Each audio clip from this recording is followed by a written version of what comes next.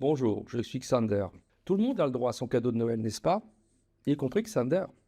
Et le cadeau de Noël de Xander, c'est un film de Sam Esmail, d'un certain Sam Esmail, qui circule actuellement sur Netflix et qui s'intitule Le monde après nous, en anglais Leave the World Behind.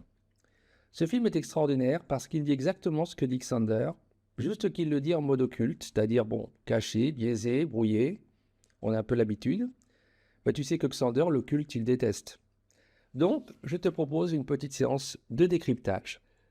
Il est important tout d'abord de savoir que ce film est pour ainsi dire à 100% une production du couple Obama, qui est vraiment intervenu dans l'écriture du scénario de façon très intime pour orienter le réalisateur qui adapte un roman d'un écrivain d'origine bangladeshi qui vit en couple avec un homme et qui a adopté 2 enfants, et qui a fait donc un roman qui porte le même nom que le film porté à l'écran.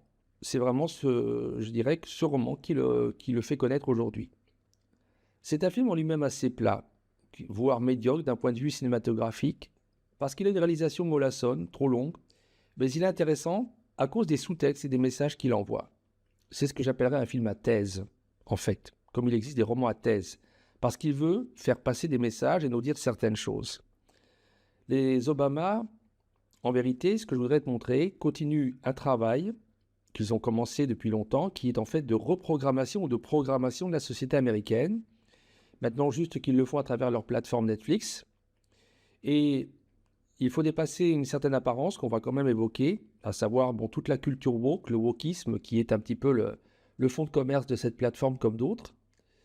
Mais il y a tout un ensemble de concepts qui sont moins faciles à trouver et qui ont pour but de te faire consentir à certaines idées.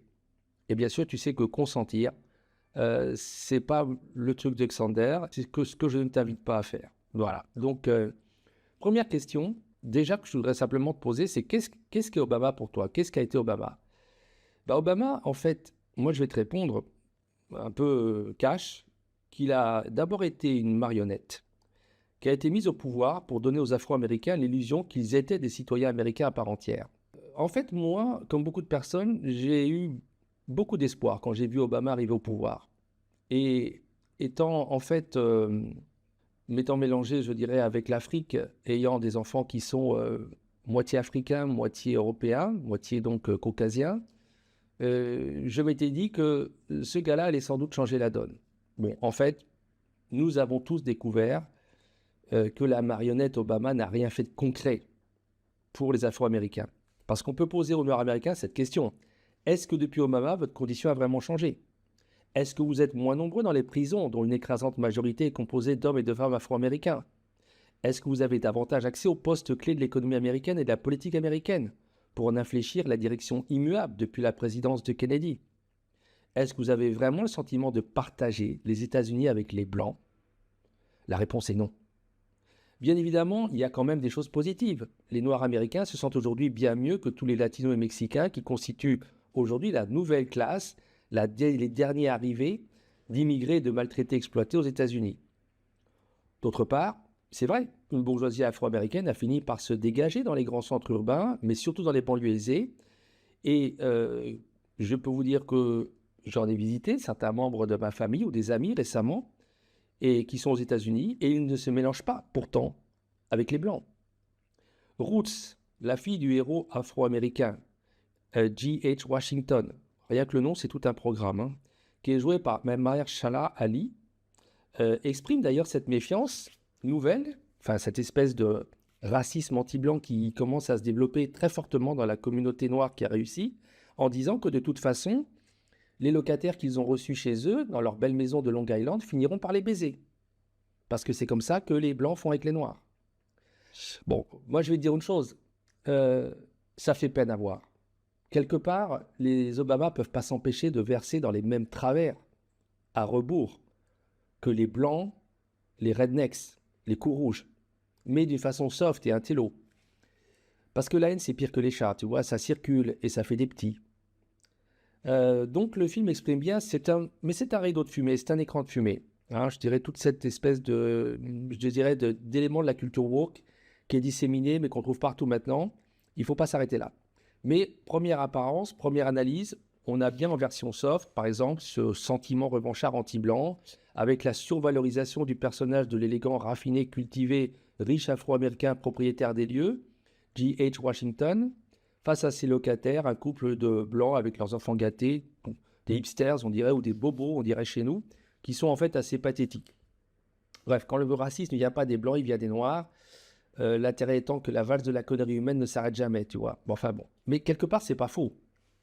Donc on a bien, je dirais, droit au fantasme d'inversion des anciens rapports de force entre noirs et blancs, qui sont quand même en creux la preuve persistante des complexes d'infériorité qui travaillent toujours en profondeur à la communauté afro-américaine et qui ont du mal à se résorber et qui vont avoir beaucoup de mal à se résorber. Parce que le fond du comportement de la société américaine à dominante blanche, c'est le racisme.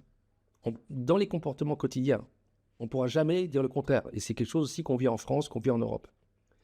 Donc les Obama ne peuvent pas s'empêcher de verser dans ce petit travers de la revanche des Noirs sur les Blancs en mettant en scène comme propriétaire d'une magnifique villa à Long Island un grand et élégant afro-américain qui, lui, est riche, sensible, cultivé, intelligent, en face d'un couple de Blancs stressés, avec l'épouse agressive passive, de prime abord raciste, et on comprend plus ou moins mal baisé, hein, je suis désolé, et son petit mari joué par... Alors cette épouse est jouée par Julia Roberts, qui est au sommet de sa forme, et son petit mari joué par Ethan Hawke, universitaire barbichu acéphalo, qui enseigne les médias, et à travers les propos de Ruth, la fille de Washington, de G.H., on comprend que c'est un job qui n'a aucun sens, un job de merde.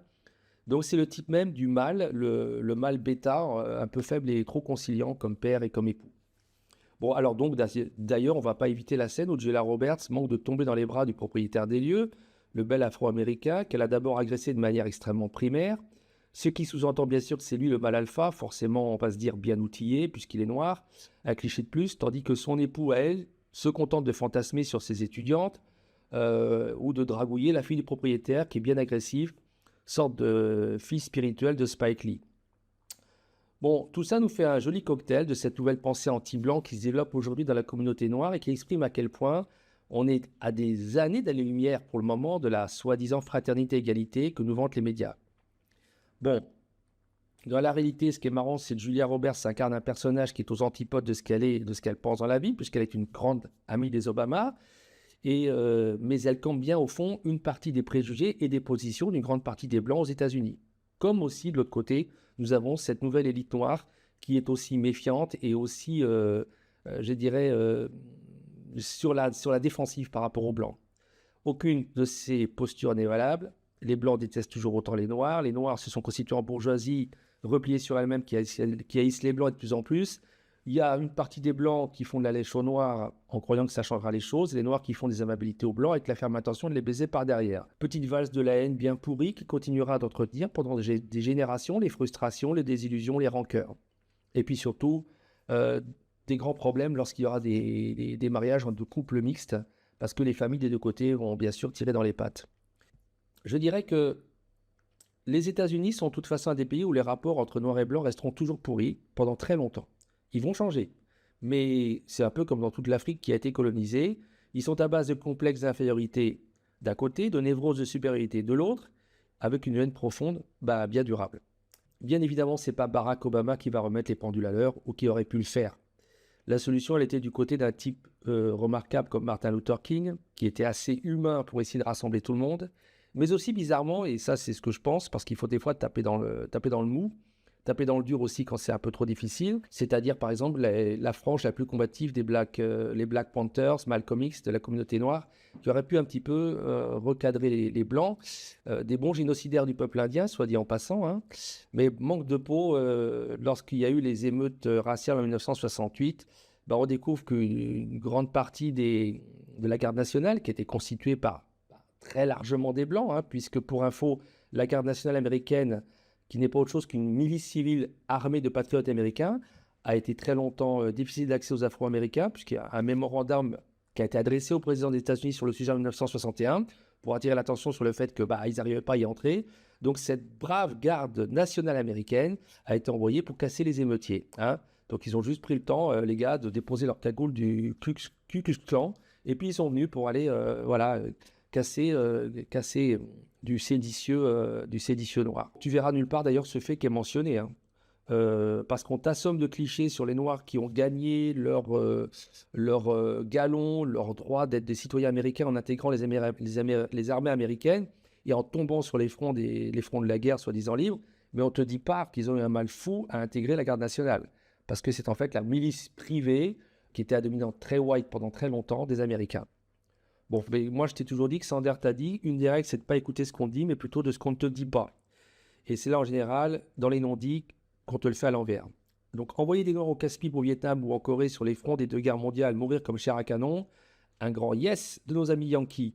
Mais entrer dans le cercle des chiens de garde du pouvoir, la garde nationale, là il a fallu montrer patte blanche, et c'est pas un jeu de mots, c'est au propre comme au figuré. Bon, il aurait donc fallu se révolter de manière massive, totale, radicale, pour que les tenants du pouvoir américain comprennent un peu qu'il fallait partager le pouvoir. Et je pense qu'aujourd'hui, l'histoire d'Obama, de son élection et de ce que ça n'a pas changé, nous montre à quel point c'est toujours les mêmes qui tirent les ficelles. Bon, juste une petite chose que je te dis au passage, que j'aime bien, parce qu'il y a un autre film que je trouve sympathique, un réalisateur que j'aime bien, Clint Eastwood, dans le film Grand Torino, il campe un homme âgé revenu de tout et hostile à toutes les minorités, bon, un bon raciste en fait, américain. Et dans une séquence, tu le vois rabrouer durement et avec beaucoup de bon sens à un jeune blanc qui traîne avec des petits gangsters noirs et qui leur fait de la lèche parce qu'il croit qu'il est un des leurs parce qu'il sache leur code de gangster. Bon, il va vite perdre cette illusion en étant bien humilié et Clint Eastwood lui explique un peu exactement où on en est actuellement aux États-Unis. Donc, faire de la lèche dans un sens ou dans un autre, ça sert à rien. La frange démocrate blanche qui fait de la lèche à la communauté afro-américaine n'est pas différente de ce John White du film de Grand Torino, qui veut absolument être le brother, le bro de ses frères blacks, qui pourtant le méprisent et le haïssent. Julia Roberts, qui est une bonne amie des Obama et qui vient complaisamment incarner un personnage de raciste aux antipodes de ses convictions, eh ben, à mon avis, c'est la mère dans le monde réel de ce blanc émasculé que Clint Eastwood remet à sa place dans Grand Torino. Donc les gentils blancs pro-noirs croient-ils vraiment arranger les choses, ou ce non-racisme excessif n'est-il pas encore une forme de racisme? Moi, je vais vous dire une chose. Arrêtez de causer, mélangez-vous. Hein? Faites comme j'ai fait, moi. Épousez un homme noir, une femme noire. Faites des enfants métis. Après, on en rediscute. Parce que vous allez le prendre en pleine tronche, le racisme. Hein? Et puis, vous verrez effectivement que là, vous serez effectivement vraiment mélangés. Vous serez effectivement frères et sœurs. Mais sinon, tous ces grands discours à la con ne changent rien.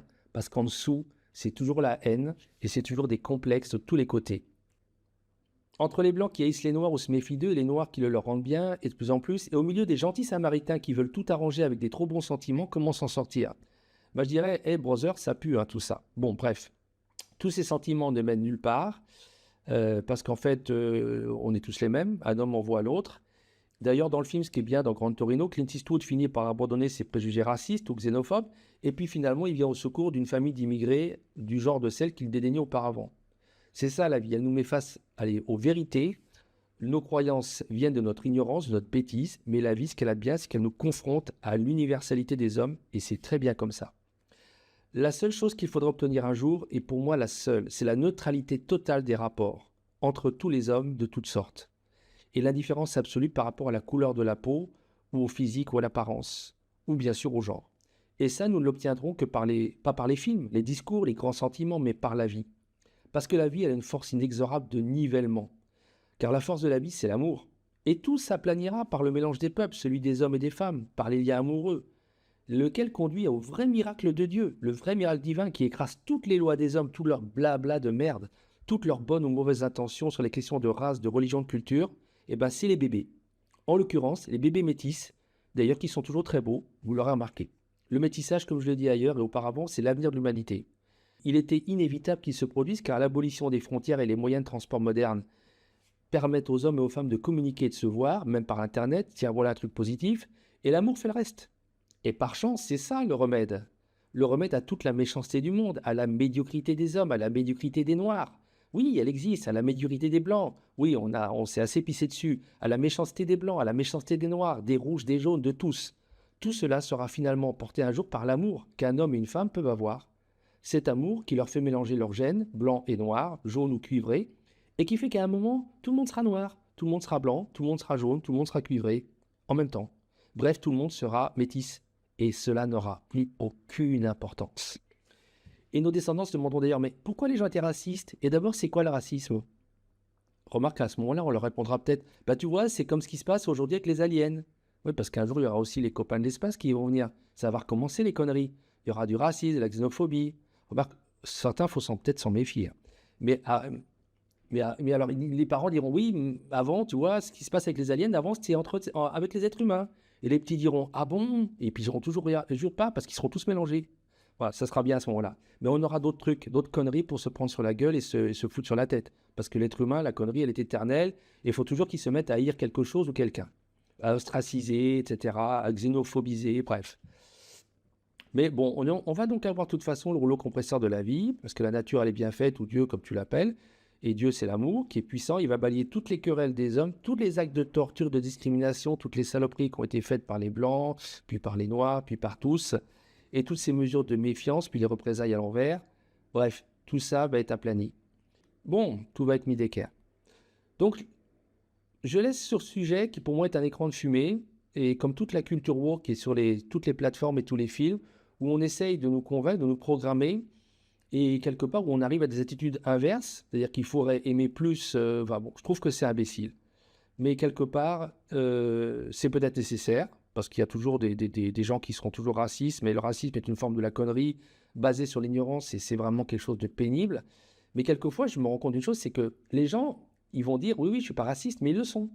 Donc finalement, c'est très compliqué. Mais ce qui va tout mettre d'équerre, c'est le temps et l'amour. Donc j'en reviens cette fois au couple Obama, parce qu'il y a un autre aspect que je pense plus intéressant, parce que pour moi, ce sont toujours des vendus.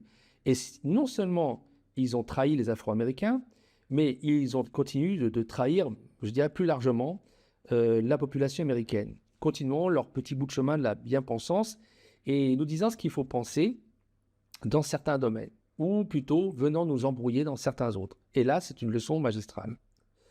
Parce que ce film, je dirais, si tu le regardes bien, tu vas voir ce que pensent nos prétendus maîtres, ou plutôt ici, ce qui est d'ailleurs véhiculé par leurs valets. Les Obama sont des grands valets, hein, de ceux qui tirent les ficelles.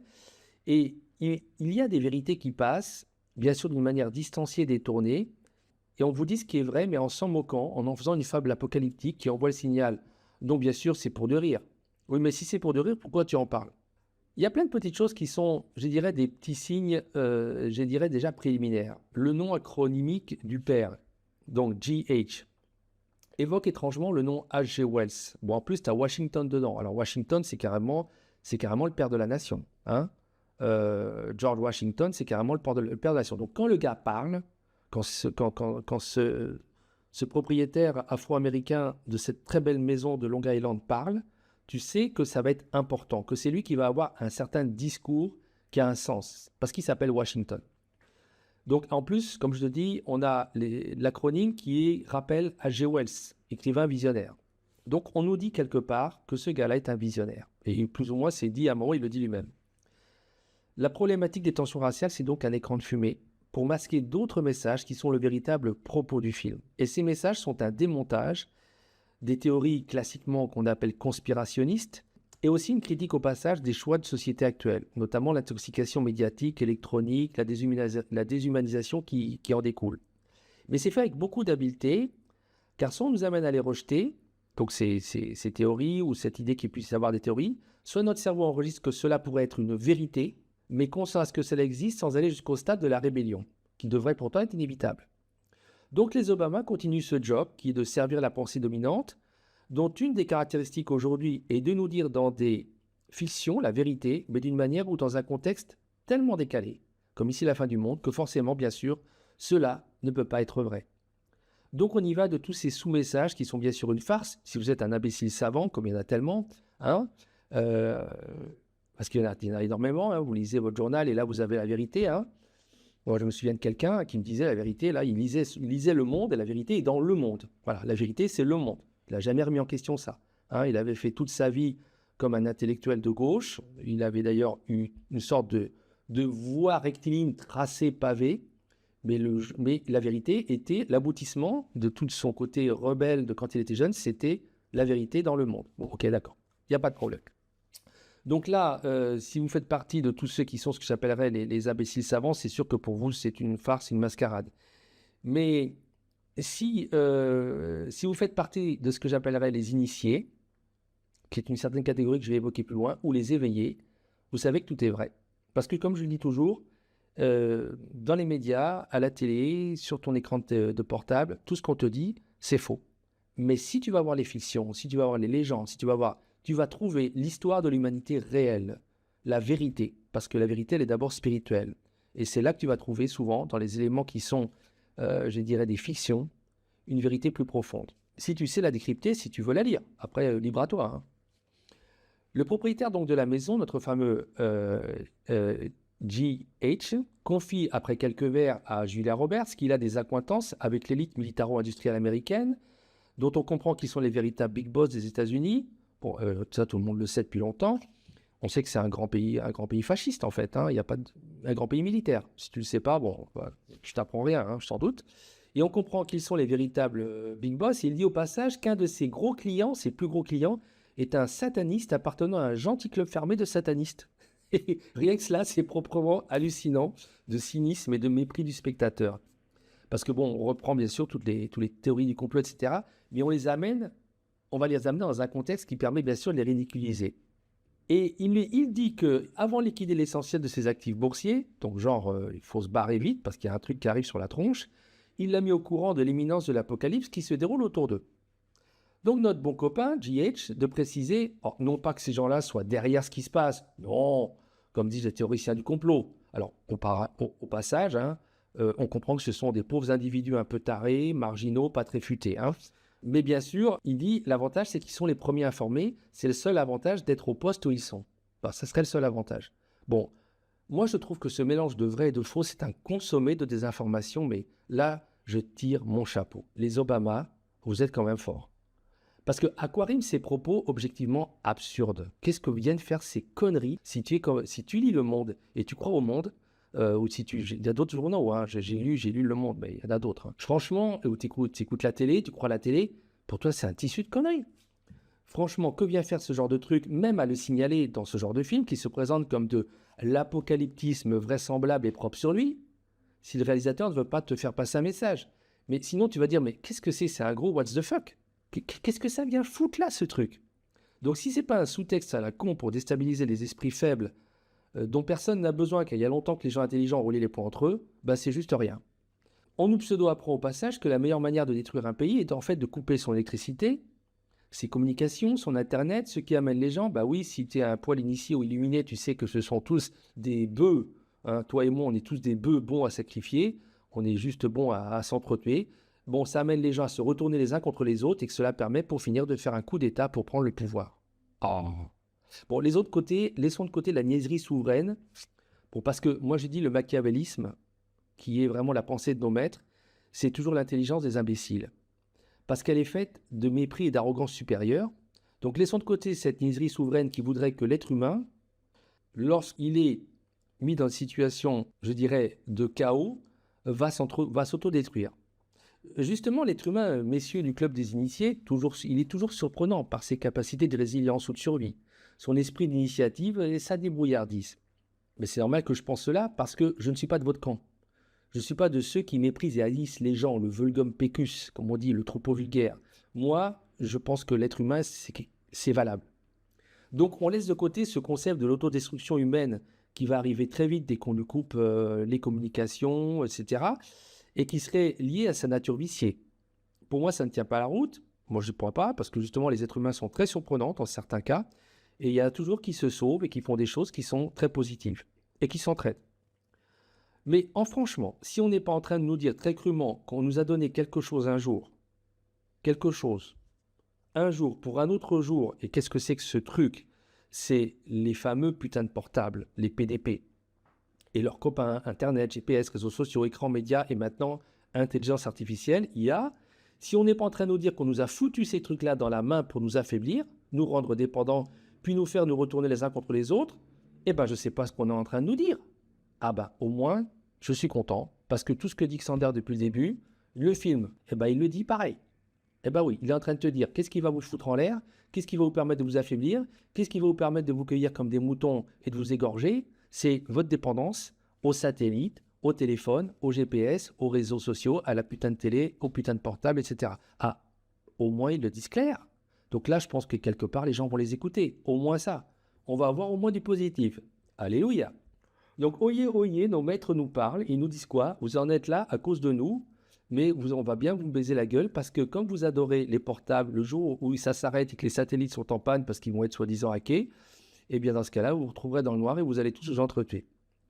Bon, moi je trouve que c'est sympa. Les Obama sont au moins en train de te dire ce que Xander te bassine depuis longtemps et ça se fait, à savoir qu'on t'a mis un truc dans les mains, mais ce n'est pas pour te faire du bien. Donc comme toujours, une partie du message est exacte, le reste est biaisé. Décryptons, décryptons, parce que la matrice te parle, et faisons comme Cypher, le personnage de Matrix, hein, qui regarde les trucs, mais ne nous laissons pas envoûter et séduire pour autant. Il y aura quand même une étude un jour à faire, source de nombreuses thèses, je pense, d'ici quelques siècles, sur la manière dont les élites du 21e siècle ont commencé à dire à nous, les masses, combien ils se foutent de nous et comment ils le font, et à quelle sauce ils avaient l'intention de nous manger, et comment cela entrait dans une sorte de plan assez machiavélique, où notre consentement est absolument indispensable. Parce que c'est ça qui est bizarre. Jamais, je dis bien jamais, l'humanité n'a été à ce point informée par ceux qui la contrôlent, d'une part de ce qu'ils pensent d'elle, genre vous êtes tous des animaux, des cons, et de comment ils comptaient la cuisiner, et finalement régler le problème. Moi, je trouve que cela restera dans les annales du mal, hélas. Bien que Hitler avait déjà tout annoncé dans Mein Kampf, et que personne à l'époque n'avait bronché. La passivité des hommes, c'est vrai qu'elle a déjà de l'ancienneté, hein. C'est ça notre problème, c'est qu'on se conduit comme du bétail. On nous dit les choses, on nous les dit en face, ce qu'on va nous faire, on ne bronche pas, on ne pipe pas.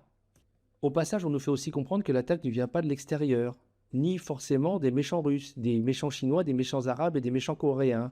Quoi qu'on en remette une petite couche tout de même de la programmation actuelle qui en fait les futurs méchants du monde dans une potentielle troisième guerre mondiale contre l'Amérique et le monde libre. Il y aura aussi la France, hein. Donc attention, on en prendra plein la gueule des deux côtés, hein. Bon, nouvelle embrouille, cette menace vient de l'intérieur. Ouais, bon, pourquoi pas, après tout. Maintenant, l'intérieur, ça doit être forcément les extrémistes de droite blancs, hein, les méchants traditionnels des États-Unis. Quand c'est pas les islamistes, c'est forcément ces gars-là qui font les attentats, hein.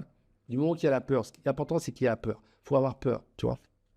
Bon, moi, c'est ce que j'appelle un hareng rouge dans le film, c'est-à-dire quelque chose, ça c'est un mot de Hitchcock, qui nous mène dans une fausse direction. Il adorait ce mot, tu vois. Donc, désinformation, non. Désinformation, oui. Car lorsque le réalisateur sera interrogé sur le sens, il y a eu des interviews comme du coup, ça a du succès ce truc, sur le sens véritable de son propos, il dit que le but est justement de faire se poser des questions aux spectateurs. Pirouette, cacahuète, prends-moi pour un con en plus. Tu te fatigues avec tous ces sous-textes dont tu jalonnes ton récit. D'ailleurs, ça le plombe, ton récit. Tous ces discours des personnages, ça sent, ça pue le film à thèse. Ça freine ton action. Tu sais pas que écrire un film, ce n'est pas faire blablater les gens. C'est l'action, c'est-à-dire c'est dramatique, drama. C'est par l'action au cinéma que tu racontes une histoire. C'est pas en faisant blablater les gens. D'accord? Donc ça freine ton action. C'est pour ça que ton film, il est mou. Et après, tu viens nous dire, non, c'est pour du rire. Le sens, c'est chercher le sens. Bah vraiment, tu nous prends pour des brèmes. Bon, c'est pas grave. Bien évidemment, le vrai message qui résume tout ce que je viens de décrypter est bien évident et il passe dans ce que dit Julia Roberts au début. Putain, ce que je déteste les gens. I fucking hate people. Mais c'est ça le vrai sens du film. C'est ça le message le plus important. Celui où nos soi-disant leaders du monde nous parlent. Nos prétendus maîtres nous disent en un mot ce qu'ils nous détestent, qu'ils nous méprisent, que nous leur sortons par les trous de nez et par les yeux. C'est exactement ce que dit aussi, tiens, un autre film à sous-texte nettement moins lourdingue, nettement mieux écrit, hein. C'est-à-dire que là, vraiment, on a vraiment l'action, elle est sous un plot dramatique, tu vois, c'est bien écrit. C'est ce que nous dit exactement le fameux agent Smith dans un autre film d'information, des informations à caractère initiatique, Matrix, des frères Wachowski. La matrice ne supporte plus les êtres humains, donc elle en a fait des piles dans le film, tu te rappelles, de l'engrais, donc en fait des porcs, parce qu'elle les a ravalés à l'état de l'animalité qui est le leur. L'agent Smith dit d'ailleurs que nous puons. Après les Simpsons, plein d'autres films où on te dénigre, on te dégrade, on te montre l'être humain comme vraiment une sous-merde. Je suis désolé. Le monde après nous te dit la même chose, mais en mode plus socio-intello. Maintenant, ce qui nous fait puer, ce sont nos PDP, nos putains de portables, notre intoxication aux médias et aux réseaux sociaux qui nous enlèvent toute notre humanité. C'est ça notre porcitude, notre puanteur moderne. Car le film nous dit et démontre qu'aujourd'hui, si on nous enlève nos béquilles technologiques coûteuses et qu'on nous prive de notre livraison de nourriture à domicile, de notre électricité chérie, tiens chérie, oui, et même renchérie, hein, tu peux dire parce qu'elle est de plus en plus chère, alors qu'on a des centrales, chercher le bug, mais c'est pas grave. Mais on te sert le kiki, hein, le bétail, on est en train de l'étouffer. Hein.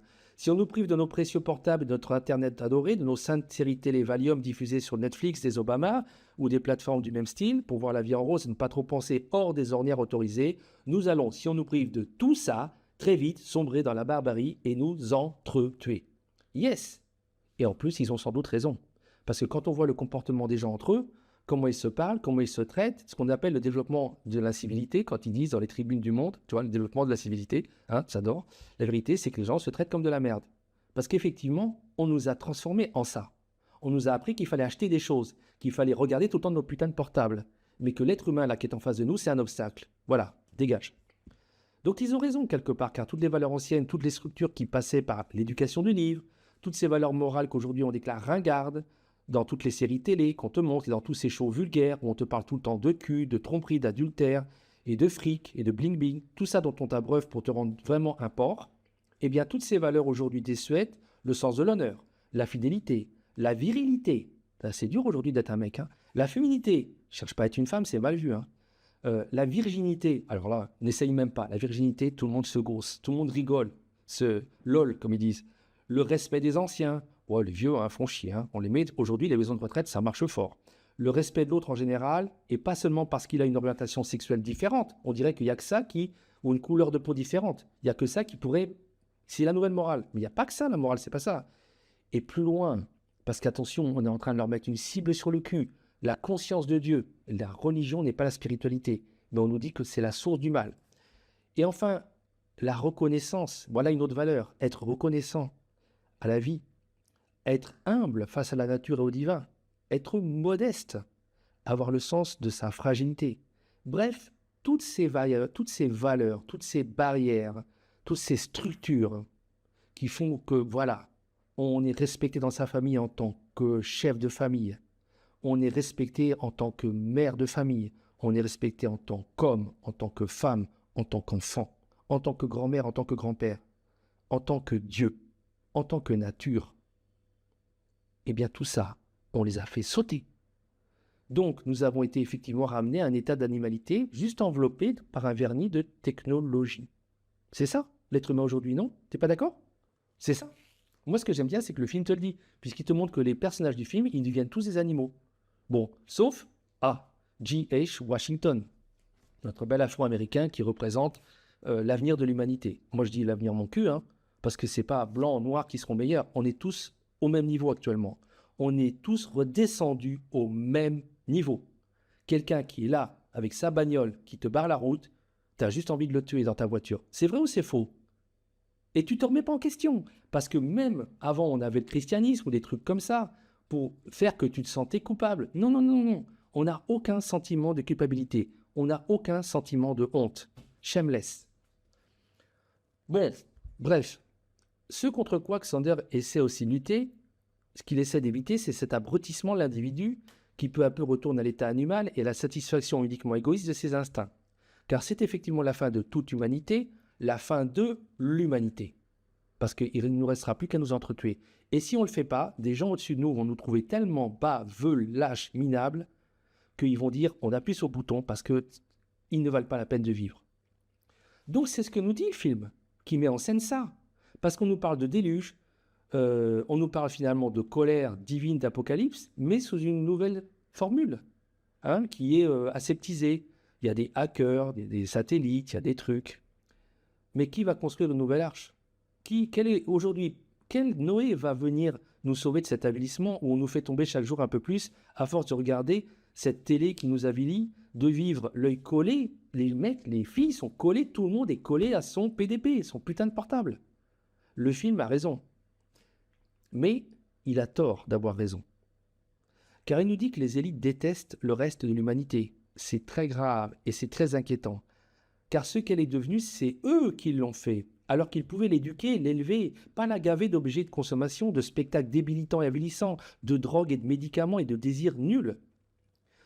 Ils ont commis le même péché que nos rois et nos empereurs et nos seigneurs et aristocrates de jadis, dont je t'ai dit qu'ils se font leur grand retour, mais ils l'ont fait en pire parce qu'ils n'ont pas d'excuses, parce qu'ils avaient des moyens pour nous éduquer. C'est ça le véritable message du film. Vous êtes des animaux, on vous a rendu comme ça, regardez-le ce spectacle déplorable, Vous n'y réagissez pas? C'est normal pour vous? Vous vous en délectez même? Alors c'est que vous êtes d'accord. Vous êtes comme les personnages de ce film. Donc vous vous maudissez vous-même en l'acceptant bovinement. Donc rien ne mérite qu'on vous épargne. Si, c'est ça le consentement, tu vois. Le consentement, c'est la dernière phase, dis-toi bien, avant l'abattage. Ce n'est pas anodin. On te dit, mon frère, ma sœur, ce qu'on a fait de toi, et comment aussi on va te tuer, te purger, te sacrifier pour ça. Car tout de même dans le film, regarde, les gens meurent. C'est la fin du monde, le fameux effondrement. D'ailleurs, qu'est-ce qu'ils ont tous avec ce mot? Qu'est-ce qu'ils ont tous avec ces concepts? À quoi veut-on nous préparer? Qu'est-ce qu'on veut nous faire accepter? Ces gens-là, objectivement, ils sont fous. Nos élites sont des psychopathes haineux ou quoi? C'est eux les complotistes et les conspirationnistes, pas nous. Ils exposent leur haine, leur mobile, leur scénario de la solution finale. La solution finale. Est-ce qu'une seule chose de ce que je te dis est fausse? Non, regarde le film, regarde tous ces films qui sont faits du même style. Et moi je te dis, ces gens sont positivement fous et très inquiétants. Parce qu'ils n'envisagent pas qu'on puisse évoluer, changer et qu'il faut nous sauver tous. Non, on nous met sous les yeux des scénarios de fin du monde où on tue plein de gens. Toute l'industrie du cinéma américain nous dit désormais ce que dit Julia Roberts. I fucking hate people. Putain, ce que je déteste les gens. Il y a de quoi avoir peur des Américains. Ou en tout cas de ceux qui sont derrière les Américains et derrière la plupart des gouvernements du monde qui ont un quelconque pouvoir. Ce film fonctionne comme les Simpsons, que j'ai jamais aimé, et toutes les productions nihilistes postmodernes qui montrent l'être humain contemporain sous un jour méprisable. Un jour, on estampillera toutes ces productions sous un même label du style « L'espèce humaine est à tuer » ou « Regardez comme vous êtes moche ». C'est un éveil sardonique, mais certains diront satanique, parce que c'est une illumination à l'envers, hein, car les Illuminati, ou quel que soit le nom de ces psychopathes qui nous jugent de haut, sont surtout comme le diable, haineux de tout ce qui est l'homme. Au début, on nous montre bien que cette famille part pour quelques jours et veut laisser le monde derrière elle. C'est le vrai titre du film, Leave the World Behind. Eh bien, dans le film, on te montre que c'est impossible. On nous dit qu'on est déjà foutu, irrécupérable. Dans la voiture, chacun dans sa bulle, sur son écran et sur son portable. Et t'as la fille Rosie qui incarne le futur de notre jeunesse, donc l'humanité future. Et elle n'a qu'une obsession, cette petite, c'est de voir le dernier épisode de la série Friends, où il y a effectivement une amitié, une chaleur humaine virtuelle qu'elle ne trouve pas autour d'elle. Chacun est donc dans son petit monde. Le père de famille est un prof universitaire qui est l'image même de quelque part du loser, aux yeux de l'Américain supérieur, dans cette vision qui est celle du darwinisme social qui prévaut chez nos maîtres, ceux qui ont reçu l'illumination. C'est lui le chef de famille et pourtant il va se déclarer perdu dès qu'il n'a plus son GPS et son portable. Voilà le gars, c'est le chef de famille. Il est minable le mec. Il part, il se paume, après il revient, il ne sait même pas comment il est revenu. Bien évidemment, le film se conclut de la manière suivante. La jeune fille de 13 ans qui est obsédée, donc la jeune Rosie, par la série télévisée des Friends et qui veut voir la suite de ses épisodes chéris, finit par aboutir, coup de peau, dans un bunker aménagé par des voisins fortunés, mais qui sont pas là, sans doute qu'ils sont morts quelque part, où par chance il y a une collection immense de DVD très importante, et notamment ceux de cette fameuse série Friends, et elle peut enfin regarder l'épisode qui lui manquait. Donc clairement, on est en train de te faire un démonstratif, on est en train de te dire des trucs. Il nous dit que nous sommes devenus le film des techno-intoxiqués, techno-addicts. Moi, ça, je me tue à te le répéter, et que c'est la fin pour nous de notre intelligence et de notre liberté. Mais là, on te dit les conséquences, et c'est qui c'est qui te dit ça? C'est les Obama, hein, donc c'est les valets des maîtres. Donc nous sommes des gens qui ne vivent que dans le virtuel et dans les écrans, et qui sont devenus finalement dépendants. Donc dès que les satellites sont hackés, alors déjà t'entends le mot hacker, ton esprit s'arrête, tellement il est beau ce mot. Moi j'ai déjà entendu, ils ont hacké le système. Tu arrêtes de penser, de te poser des questions dès qu'on dit hacker. T'as compris toi ce que ça veut dire hacker quelque chose? T'es capable toi de hacker un système? Déjà, rien que ce mot, tu sens que tu es largué. Déjà, tu te mets à genoux, intellectuellement, tu es foutu. Donc, dès qu'il n'y a plus l'Internet, l'être humain qui va réapparaître très vite, c'est au niveau de l'animal. Il est agressif, il n'est pas solidaire, il est très proche de s'entretuer en 3 jours. Le film ne nous montre pas ce qui va se passer plus tard. Mais bien évidemment, on peut reconnecter pour avoir la suite du film avec des productions de la même veine, comme Walking Dead ou La Route. C'est-à-dire que ce qui nous attend dans ce cas, c'est la barbarie. Bon, on nous dit qu'en fait, elle est déjà là. C'est le vrai message du film qui nous informe, mais je dirais qu'on savait déjà depuis la pandémie planétaire, à savoir que nos maîtres nous détestent, qu'ils nous méprisent, et qu'ils se disent que nous sommes devenus inutiles parce que nous avons accepté cet avilissement. Nous avons accepté de prendre les choses qui nous ont vendues si cher. Nous acceptons toujours d'être intoxiqués par leurs médias un peu plus chaque jour et qui nous désinforment et qui nous donnent des informations contradictoires. Et ils jubilent de voir que quand ils nous embrouillent comme là, ou nous désorientent en mélangeant le vrai et le faux, ça marche, parce que nous y voyons de moins en moins clair. Comme toujours, nos leaders se croient très intelligents parce qu'ils nous mettent sous nos yeux ce qu'ils font. Je veux dire, c'est pas anodin ce genre de film. Ce genre de film, c'est un film très provoquant parce que c'est, je vais vous dire ce qui va se passer, mais vous êtes tellement cons que vous n'allez pas y croire. Et depuis un certain temps, c'est juste ce qu'ils font. Ils se foutent tellement de notre gueule qu'ils disent, regardez, voilà ce qu'on pense de vous. I fucking hate people. Et voilà ce qu'on va vous faire. Mais comme on va vous embrouiller la tête avec des satellites hackés, avec ci, avec ça, vous ne saurez jamais d'où vient l'attaque. De même qu'on n'a jamais su d'où venait, ni ce putain de virus, et à quoi servait ou ce que contenait ces soi-disant putains de vaccins. Voilà, qui n'en sont pas. Quand même, on vit une époque particulière. Celui qui ne réagit pas et qui ne prend pas conscience de ça actuellement, mais franchement, s'il y a un moment sur Terre où il faut prendre conscience qu'on est vraiment manipulé et qu'il y a un problème, c'est maintenant. Ce film, c'est avant tout un grand cri de haine, ou alors de colère si tu partages dans une sorte de demi-conscience toutes nos faiblesses, nos lâchetés, nos mauvais choix. Et donc, il est d'abord exprimé par le regard de Julia Roberts. Or, Julia Roberts, c'est qui? C'est les Obama. I fucking hate the people. Nous détestons tous, quelque part, ce que sont devenus nos enfants, qui sont accros à leur téléphone portable, à leur tablette, qui ne nous écoutent pas, ne nous obéissent pas, et qui s'enferment dans leur jeu bulle ghetto, dans leur ghetto virtuel, dans leur chambre, où ils jouent pendant des heures aux jeux vidéo, ou qui sont dans leurs séries, ou dans leurs réseaux sociaux de merde. Toute cette virtualité extérieure qui ne conduit à rien, qui ne produit rien, c'est des gaspillages d'heures, mais qui cassent surtout les rapports humains, les vrais rapports de la vie. Il y a une partie du film qu'on peut reprendre pour soi et dont on peut tirer quelque chose de positif. Mais moi, je dis simplement, il n'y a pas besoin de tuer les gens à cause de ça. Il n'y a pas besoin de faire l'apocalypse et de faire un Armageddon et de faire une dépopulation massive des gens à cause de ça. Parce qu'on peut éduquer les gens, on peut leur parler. Moi, j'y crois. L'être humain est merveilleux, il est miraculeux. C'est un être qui est divin. Or, ces gens-là qui sont derrière les Obama, ils ne le croient pas. Ils veulent qu'on crève. Bien évidemment, cette mère agressive passive qui est campée par Julia Roberts, qui traîne sa vie de femme, qui fabrique elle-même, elle le dit, des pièges séduisants, puisqu'elle travaille dans le marketing publicitaire. Donc, tu vois, c'est le film en miroir, puisqu'elle fait acheter aux gens des choses dont ils n'ont pas besoin. Donc, elle déteste les gens à cause de ça. Elle est un pur produit de la société de consommation. Et elle déteste finalement l'humanité parce qu'on lui fait faire un travail détestable qui l'amène à mépriser toujours plus son prochain au lieu de l'aimer. Au passage, tu vois que donc elle est en réduction, le miroir de tout le film. Tous ces gens qui se disent avoir une espèce de supériorité de connaissances initiatiques, qu'on les appelle Illuminati, Illuminés ou n'importe quoi, ils adorent le baroque. Le baroque, c'était l'époque des trompe-l'œil. C'était l'époque des systèmes où tout est le macrocosme dans le microcosme, c'est-à-dire tout fait sens, les miroirs inversés, etc. C'est très intéressant. Et donc tu as un œil de bœuf, un miroir en œil de bœuf, qui vient, et c'est Julia Roberts, te refléter en elle-même par son métier toute la démarche même du film. Le film lui-même, c'est ça.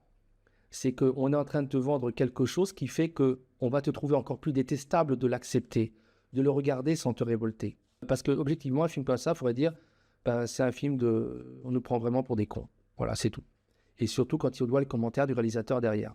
Bien évidemment aussi, la fille, Rosie, sa fille, la fille de 13 ans, qui est franchement une parfaite tête à gifle, parce que depuis longtemps, ce genre de gosse, on aurait dû le recadrer. Avec sa grande andouille désenchantée de frères, on aurait dû les remettre à faire un peu les tâches ménagères, aider la maison, aider les parents. Ils sont aussi le résultat et le reflet des propres renoncements et des compromissions de leurs parents. Aujourd'hui, on fout les gosses sur les téléphones et les tablettes parce qu'on veut avoir la paix. Seulement, on ne voit pas que le prix qu'on va payer plus tard, le prix que les parents payent plus tard en mettant les gosses sur les écrans, je te dis qu'un jour, ils vont se plaindre d'avoir des robots qui les foutent dans les EHPAD, des zombies, mais vous avez fait des zombies. Vous plaignez pas. Vous allez le prendre en plein dans la gueule plus tard. Yes? Ok. Donc voilà, interdisez les tablettes et les écrans. Peut-être vous pouvez le donner à certains mondes, puisqu'il faut les développer intellectuellement sur ce monde de l'informatique à la con, d'accord, ok. Mais passez surtout du temps avec vos enfants, vous aurez des vraies relations avec eux. Vous n'aurez pas des petits adolescents dysfonctionnels qui vous fuient, qui sont de parfaits petits zombies et de futurs petits robots et de petits esclaves de la matrice. On peut donc retirer du positif au moins de ce petit film nihiliste et méprisant. Vous détestez vos enfants parce que vous avez fait des individus détestables, mais déjà commencez par changer votre propre vie et au lieu de fuir toujours la réalité du monde, commencez par construire des vrais rapports humains. Donc, leave the world behind, laissez le monde derrière vous, surtout ce monde de merde qu'on vous a fabriqué. Et c'est aussi vrai dans le couple, etc. Parce que moi, on ne creuse pas dans le film, ils n'ont pas le temps, mais Julia Roberts et son époux, Ethan Hawke, je sens qu'ils ne le font pas souvent, hein. Tout le monde se pose la même question. Qu'est-ce que c'est que cette femme qui est ma femme et qui passe son temps sur son téléphone portable? Qu'est-ce que c'est que cet homme qui est mon homme et qui passe son temps sur ses jeux vidéo et son téléphone portable et qui en oublie de faire l'amour ou bien de jouer avec ses gosses? Foutez-moi tout ça au feu, allez dehors, commencez à nouer des vrais rapports humains et alors vous aurez en face de vous des vrais humains. Bref, le film nous dit aussi que puisqu'on est foutu, il faudra une gifle bien forte pour nous réveiller. Bon, la vie recommence lorsqu'on est confronté à la brutalité du monde. Et ici, c'est la fin du monde. On doit tuer plein de gens. Là, je ne suis pas d'accord. C'est toujours le même mélange de vrai et de faux. Gardons le frais, faisons du miel, faisons notre miel de ce qui est intéressant dans le film, mais ensuite, tout le propos qui est derrière. Dans ce que dit l'ennemi, il y a des choses intéressantes. Juste sa solution du problème qui est fausse et méchante et inefficace. Tuer tout le monde ne résoudra rien. Le film dit donc aussi cela, c'est que la confrontation ou le contact repris avec la nature peut nous reconnecter et nous sauver. Moi, j'aime bien ça. Il y a un passage lorsque Julia Roberts et Ruth, la jeune fille afro-américaine, se retrouvent cernés par des hordes de cervidés qui ont l'air assez bizarres et assez hostiles et qui font cercle autour d'elles et qui se rapprochent alors qu'elles sont dans la forêt près d'une cabane. Eh bien, toutes les deux vont s'unir pour chasser les animaux qui, toute évidence, symbolisent l'hostilité du monde naturel qui vient attaquer l'homme qui est devenu fou. C'est la révolte du monde naturel contre l'homme moderne. Bon, là, je trouve que c'est intéressant parce qu'on voit qu'elle s'allie. Elle pense plus, je suis noire, je suis blanche, je suis une petite afro-américaine agressive qu'on a marre des blancs, je suis... Alors, tout ça disparaît et on fait corps et on se bat. Ça, j'aime bien. Ce film est intéressant parce qu'il laisse passer plein de messages pertinents et aussi des messages qui sont faux. Et il ne nous donne en fait comme solution rien d'autre que l'extermination gratuite des individus. Et il nous laisse face à nos contradictions. Il est mis en ligne sur une plateforme qui passe son temps à vendre du rêve, de l'illusion et du divertissement, c'est-à-dire de la diversion, et à nous sortir de la réalité et du monde réel, parce que c'est ça qu'incarne la série Friends, une bulle virtuelle dans laquelle non seulement nous échappons, mais où nous enfermons, comme toutes ces séries télé qui sont produites à haute dose et qui sont en fait des somnifères ou des anxiolytiques pour nous maintenir toujours dans la matrice, toujours endormis, jamais éveillés. Voilà, quand le soir, tu reviens du boulot, tu te mets là devant ça, hein, au lieu de lire, au lieu d'essayer de parler avec ton compagnon, ta compagne et tes gosses, je veux dire, eh bien, tu es en train juste d'aller dans leur sens. Ce film, évidemment, dénonce ce qu'il contribue à renforcer. Moi, j'adore la parfaite contradiction du message, parce que ça vient de nos soi-disant maîtres et de la prétendue élite qui nous gouverne. Vous pourriez vous libérer, disent-ils, mais vous préférez rester les yeux fermés, et après avoir bien regardé votre série ou votre film, ici un film fait pour vous illuminer et vous éclairer, comme nous le sommes nous-mêmes vos maîtres, sur Netflix ou ailleurs, vous allez continuer de laisser vos enfants avec leur putain de portable, leur PDP et leur écran, et vous-même vous serez sur vos PDP, car vous êtes incapable déjà de vous libérer de notre hypnose, la séduction de l'adversaire, son chant des sirènes électroniques, qui nous maintient loin de la vie réelle, loin de l'aventure humaine, c'est-à-dire de l'aventure de l'amour, l'aventure du cœur, parce que c'est la seule aventure humaine, c'est celle-là. Donc on te dit, nous sommes baisés, on est foutus, nous savons, le film le dit à la fin bien sûr, tout pète à un grand champignon, genre mini-bombe sale atomique, et on va tous mourir. Et ce n'est que justice, n'est-ce pas? Parce que est-ce que nous sommes encore sauvables? Est-ce que nous sommes encore estimables? Est-ce que nous avons encore les couilles pour nous réveiller et pour foutre dehors et par terre tous nos écrans pour les éteindre et pour essayer de nous informer, de nous cultiver, de nous perfectionner et de nous libérer? Bien évidemment, la réponse pour le moment est non. Non, parce que pour le moment, notre bulle de confort n'est pas remise en question et qu'elle s'épaissit chaque jour un peu plus, ses parois deviennent de plus en plus étanches. À cause de nos addictions aux réseaux sociaux, au monde électronique et virtuel qui s'aggrave un peu plus chaque jour. Maintenant, on te parle d'immersion totale dans ce qui va être véritablement la fin de tout. Et comme nous sommes dans un univers compliqué où nous n'avons pas le temps, nous laissons aussi, et c'est le plus grave de nos enfants, s'enivrer de ces drogues qui sont très addictives et qui sont très abrutissantes, alors même que nous les voyons souvent plus intelligents que nous. Notre plus grand crime, on le saura plus tard, nous ne l'aurons pas commis à l'égard de nous-mêmes au XXIe siècle, nous l'aurons commis à l'égard de nos enfants. Et c'est le message le plus intéressant que je veux retenir, bien évidemment, dans ce film. Puisqu'il conclut sur cet enfant de 13 ans qui ne s'occupe pas de ses parents, ni de son grand frère qui vient de perdre toutes ses dents, ce qui est atroce.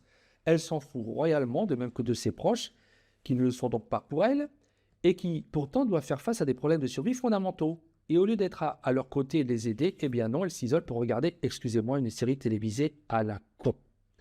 C'est donc extrêmement grave parce que dans le monde ancien, un enfant de 13 ans, dans le monde ancien, ce monde qu'aujourd'hui nous fantasmons, parce qu'il n'existe plus, eh bien, il combattait, un enfant de cet âge combattait aux côtés de ses parents pour apprendre la vie, pour pouvoir travailler un peu, les aider. Et le problème vient donc bien des parents, il ne vient pas de l'enfant. Parce que le pire, ce n'est pas ce que nous sommes en train de faire à notre environnement que nous saccageons. Tout ça pour des métaux rares qui vont animer nos PDP. et nous écoutons, ou le fait que nous écoutions tous ces bobards que donnent les médias sur les précautions, etc., l'investissement qu'ont les entreprises pour l'environnement, toutes ces foutaises totales dont on nous gave parce qu'on sait très bien que seul compte pour les entreprises l'argent. Le problème, c'est que nous sacrifions l'avenir de l'humanité parce que nous laissons surtout nos enfants avoir la tête pourrie par ces mêmes commerçants qui nous fabriquent depuis longtemps un monde de plastique, de métal, de merde, et maintenant de vie et de plaisir virtuel.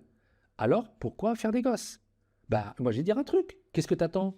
Fais des gosses virtuels, ça ira plus vite dans la connerie généralisée. Choisis d'abord ton gosse à la base, suivant dans un monde virtuel tes goûts, ou bien ceux de l'air du temps, puisque maintenant il faut avoir des nouvelles normes qui sont quasi dictatoriales, puisque tu n'as plus de liberté d'expression, donc il faudra qu'il y en ait un qui soit trans, pour être dans le coup, une autre qui soit championne de gym acrobatique, puis mannequin. Voilà, bon, tu dois être dans la bien-pensance, donc tu feras tes gosses comme ça, tu vas les faire en virtuel, et tu vas suivre le culte des apparences, de la nouvelle bonne conscience, de la nouvelle fausse bonne morale humaniste qui est juste un misérable cache-sexe. Et puis, surtout, nous ne nous réveillons pas de notre intoxication à la non-réalité.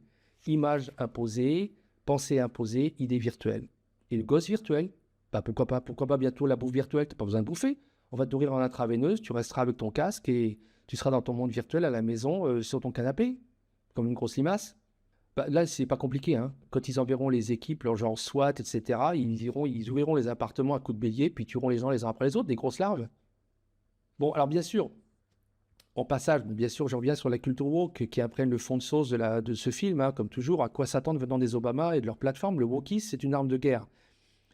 Comme a été en son temps, le communisme, comme fut le catholicisme, sont des outils à formater les esprits. Le problème, c'est pas les idées du wokisme, parce que quand tu regardes de près, c'est des bonnes idées. La défense des différences, c'est les bonnes.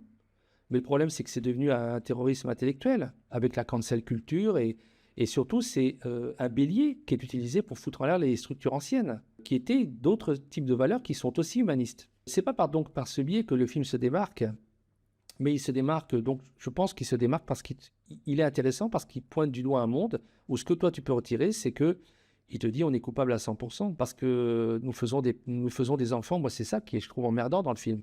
Les adultes, encore, ils s'en sortent comme ils peuvent, avec les conneries qu'ils ont dans la tête, leurs préjugés raciaux ou autres.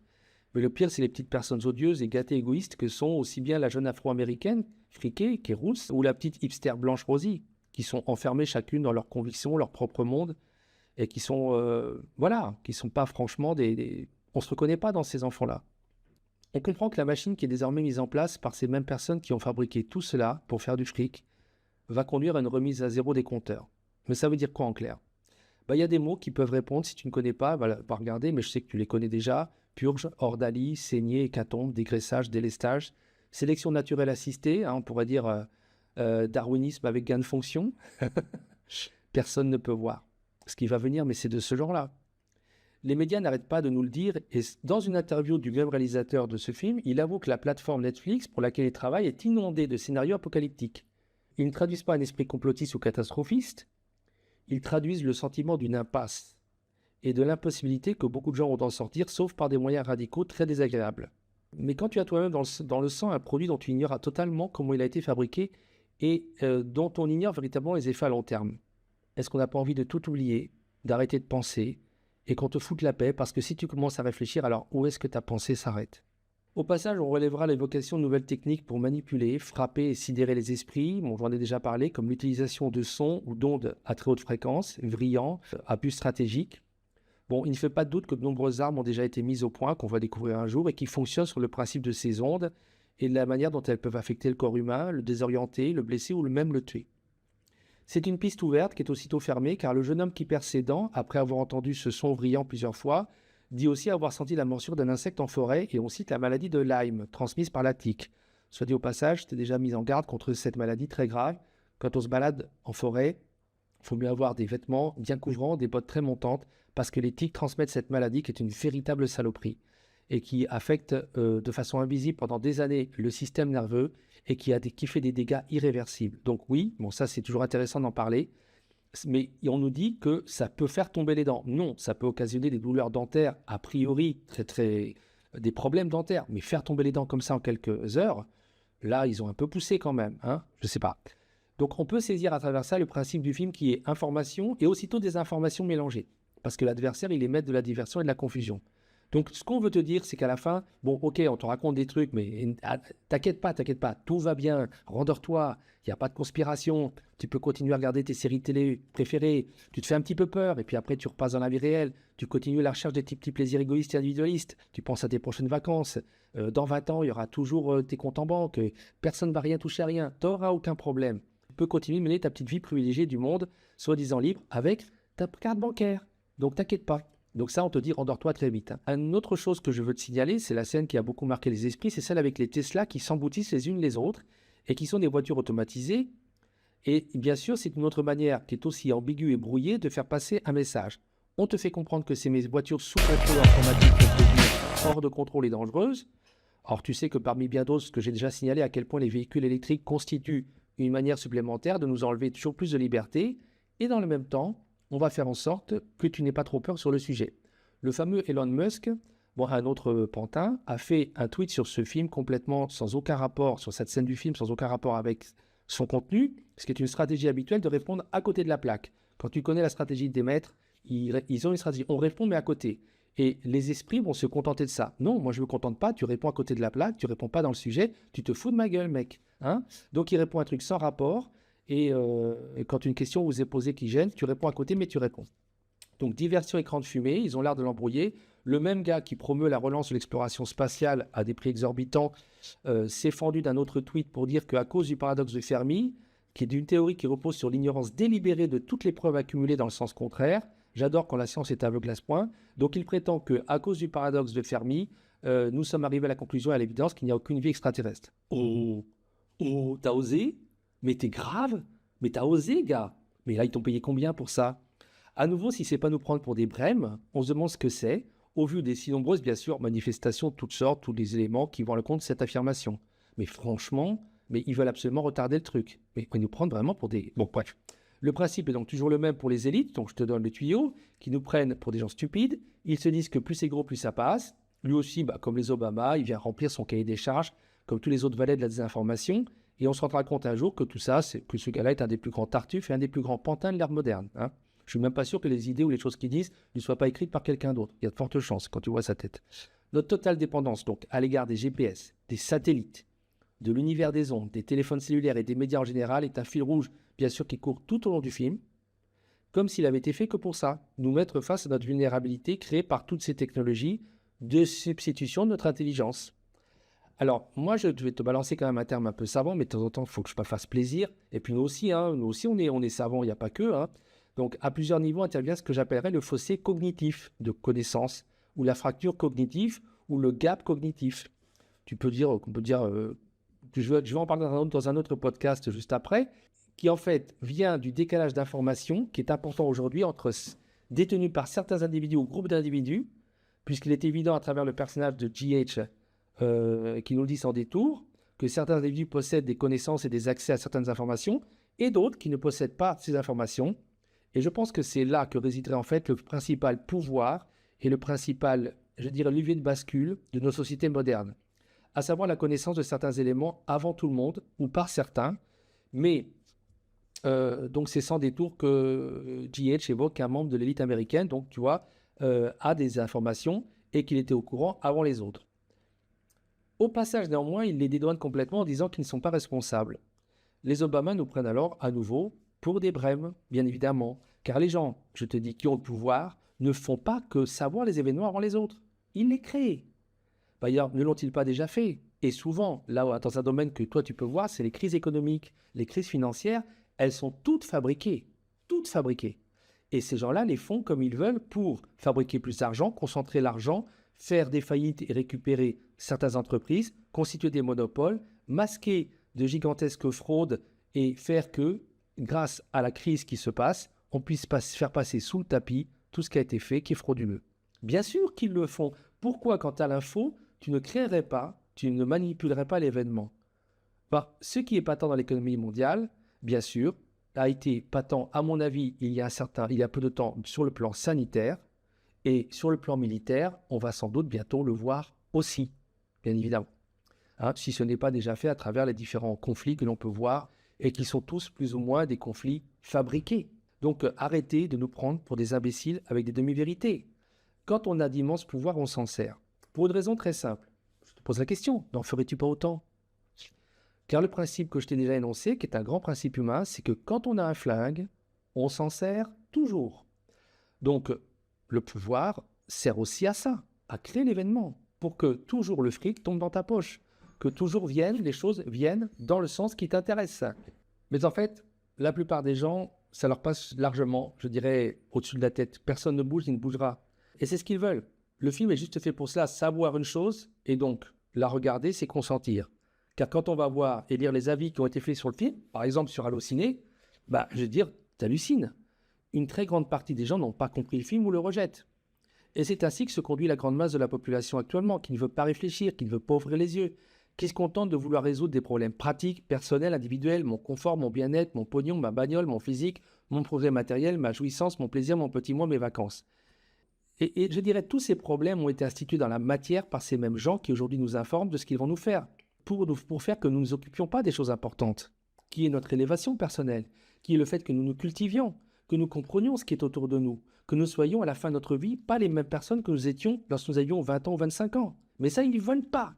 Ils nous enferment dans des ensembles de tâches, de factures à payer, de problèmes à résoudre, et je dois réparer mon PDP, je dois réparer ma bagnole, et on me l'a rayé, ou je ne sais pas, mais tout cet univers dans lequel tu es, à commencer même par les embouteillages que tu ne devrais jamais vivre dans ta vie. Jamais. Pourquoi est-ce qu'il n'y a pas un architecte? Pourquoi il se penche pas sur le problème? Non, non, non, non. Ils vont laisser parce que tu crois que beaucoup de choses qui existent dans ta vie et qui sont chiantes sont des choses que les uns ne peuvent pas résoudre. Mais tu te trompes. Ces choses-là peuvent être résolues, mais ils ne veulent pas. C'est à dessein qu'ils les laissent. Un jour, tu comprendras. Si tu ne l'as pas encore compris, tu le comprendras. Tu diras, ah, ce gars-là qui me parlait là, eh ben, il avait raison. Donc, aujourd'hui, on nous informe de ce qu'ils vont nous faire. C'est le scénario du film. C'est-à-dire nous traiter comme du bétail, nous enlever un jour notre Internet, nous désorienter, et bien sûr, pour finir, un peu nous tuer, voire pas mal quand même. Hein. Car le problème, et je le dis, je le répéterai toujours, qui se pose actuellement à ces gens, c'est celui de notre nombre, de notre inutilité à leurs yeux, des ravages pour tous ces besoins matériels à satisfaire que nous faisons sur la Terre, alors même que ce sont eux qui ont mis en place les conditions de ce ravage et de ces dégâts, puisque leur logique à eux est uniquement une logique de matière et de fric. Il existe sans doute aujourd'hui, et j'y viens enfin, sur la planète, tout pays confondu, 3 catégories de personnes. Les initiés, d'une part, les éveillés ensuite, et enfin, les subjugués. Les initiés ont depuis longtemps vendu leur âme à la matrice. Julia Roberts, la bien-pensante, les gentils pas si gentils Obama, le pas plus gentil Trump, le tout Hollywood, bien sûr, bref, la liste est longue de ceux qui en croquent et se sont vendus car ils ne veulent pas lâcher leur putain de standing. Leurs avantages, leurs privilèges, leurs petits conforts, les éléments qui leur permettent de vivre plus longtemps et d'avoir un aspect physique prolongé, une jeunesse prolongée, parce que eux, quand ils ont besoin d'un rein, t'inquiète pas, ils l'ont toujours. Bon, ils ne croient qu'en l'argent et en la matière, et ils sont prêts à tout pour rester au sommet de la putain de pyramide.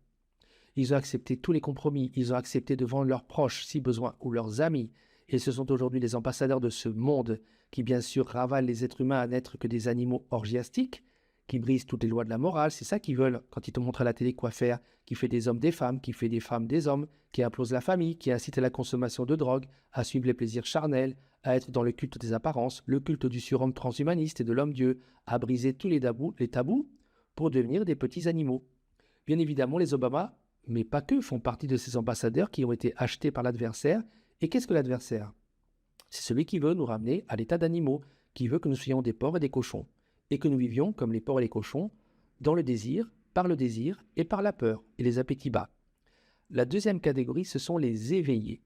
Ce sont ceux qui sentent que le monde actuel a une odeur de vomi persistante, derrière tous ces sourires aux dents blanches de nos présentateurs et présentatrices télé. Ce sont ceux qui ont décidé de ne pas faire de compromis, ce sont ceux qui ont décidé de résister et qui veulent croire et qui croient en l'homme comme un être qui n'est pas fait que de viande, mais qui a une âme, qui n'est pas un être bas, mais qui est capable de grandes choses. Ces personnes sont notre avenir et notre seule chance de salut collectif, je te le dis, car elles ne fantasment pas notre extermination ou notre disparition massive comme étant la solution finale. La solution est l'inexorable issue de tout ce merdier ambiant qui n'a pas été créé par nous. Ces personnes ne sont pas des religieux, car les religions sont le tombeau de la spiritualité, mais elles sont éveillées spirituellement la plupart du temps, car elles croient en une valeur qui est fondamentale, qui est le sens même de la vie, c'est l'amour. non pas dans un amour naïf et niais illusoire, mais elles savent très bien que l'amour est le moteur même du vivant, de l'univers, et qu'il est l'expression de Dieu, parce que l'amour a toujours été l'axe et l'horizon de la création, son alpha et son oméga, son début et sa fin, le but et le chemin en même temps, de toute chose. Ces personnes-là sont infiniment minoritaires pour le moment, mais chaque jour, il y en a davantage, et elles seront un jour si nombreuses que de toute façon, quoi qu'on fasse, leur victoire est inéluctable, et qu'elles mettront un jour en place un monde différent. Je ne dis pas que ce sera un monde parfait, mais il ne sera plus exclusivement basé sur les lois de la matière et de l'argent, mais ce sera un monde plus équilibré, un monde où les hommes seront à nouveau des vrais hommes, où les femmes seront des vraies femmes, où les règles de la morale permettront que l'on puisse éduquer un enfant suffisamment longtemps sans qu'il parte dans les univers virtuels, ou les paradis artificiels comme la drogue, ou dans le libertinage qui nous rend bêtes et nous rend stupides en nous détournant des études beaucoup trop tôt dans notre vie.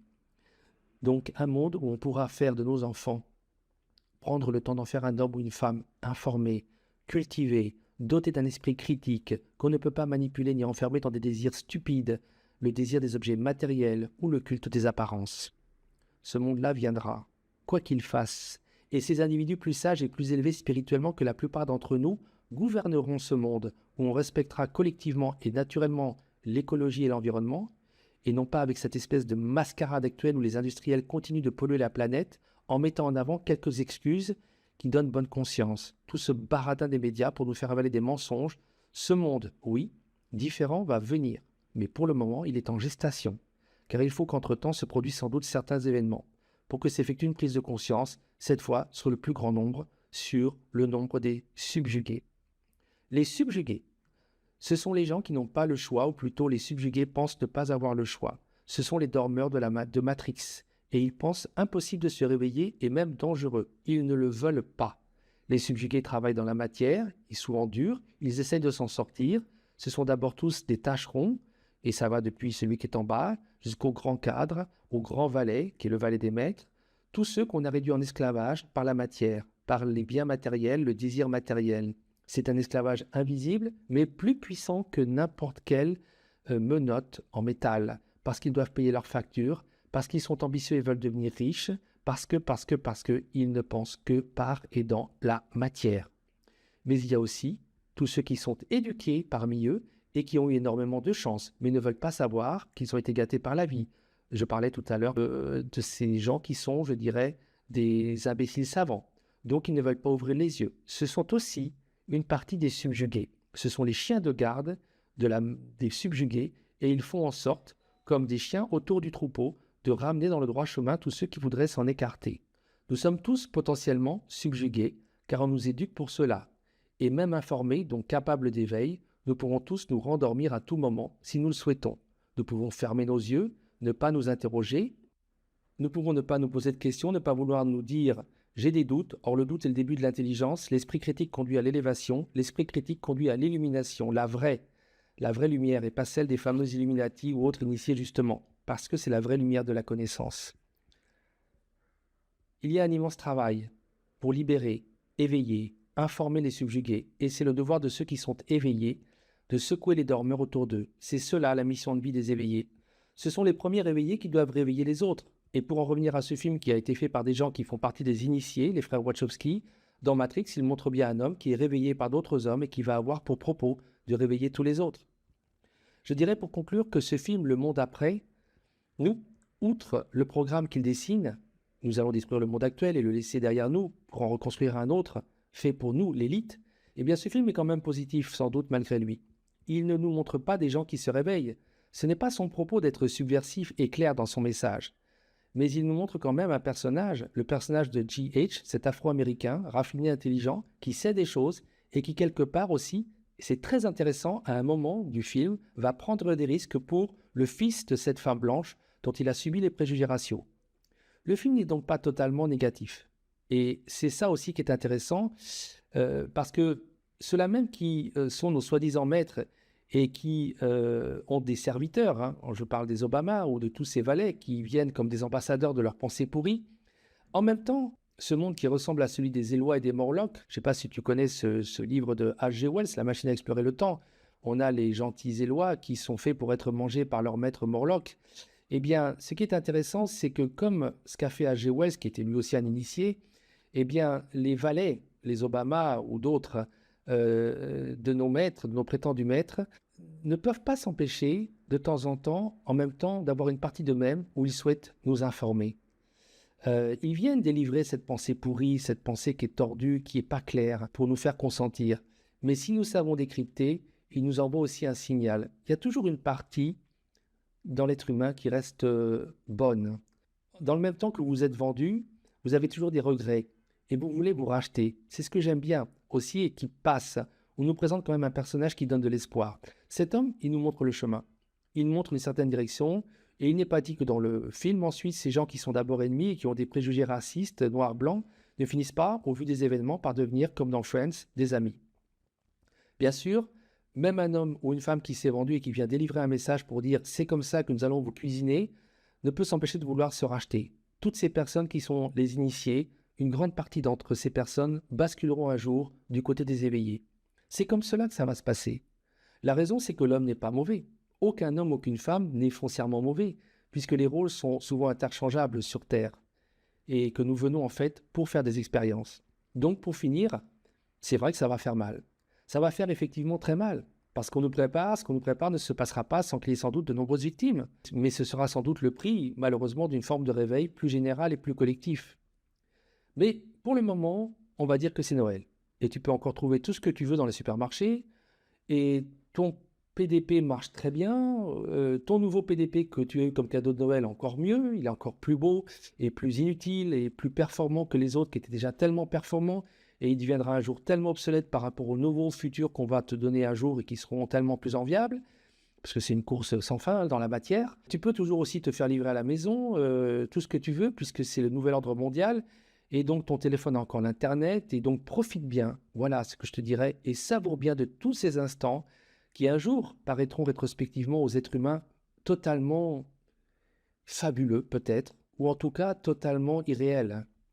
Tout comme la dinde ou le chapeau de Noël a apprécié, avant d'être servi et de finir sur notre table, les délicieux moments où on l'a si bien nourri et si bien gavé.